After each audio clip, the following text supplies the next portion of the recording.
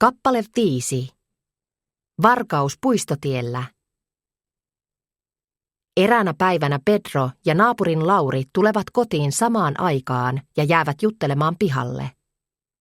Yhtäkkiä Pedro keskeyttää Laurin. Miksi toi kellarin ikkuna on auki? En mä tiedä. Ihme juttu. Se pitää varmaan käydä sulkemassa.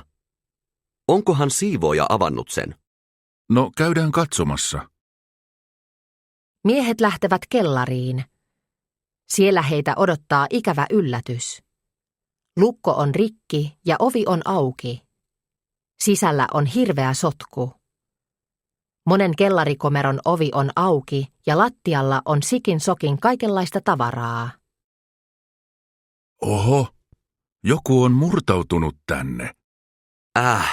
Niin onkin. No nyt selvisi, miksi ikkuna on auki. Ehkä joku yllätti varkaan ja varas lähti ikkunan kautta ulos. Voi olla. Mitähän kaikkea se on vienyt? Mennään katsomaan, onko meidän kellarikomeroista hävinnyt jotain. Pedron ja Hannan kellarikomeron ovi on auki ja lukko lojuu lattialla. Pedro huomaa heti, että varas on vienyt kellarikomerosta ainakin teltan ja laatikon, jossa oli Hannan isoäidin vanhat hienot kahvikupit. Murtovaras on rikkonut myös Mäkelän perheen kellarikomeron lukon.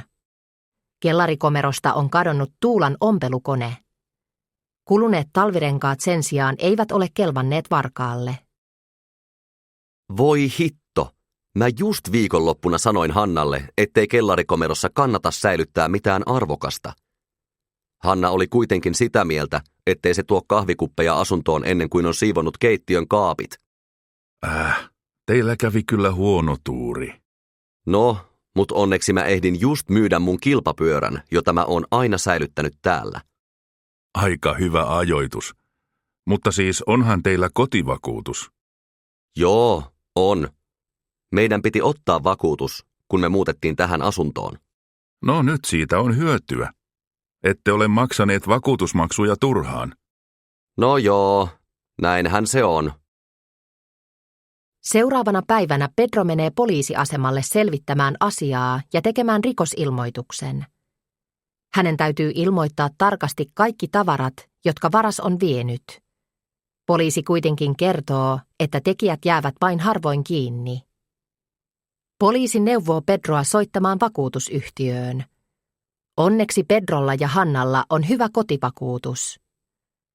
He tekevät korvaushakemuksen, mutta päätös vakuutusyhtiöstä tulee vasta 3 viikon päästä.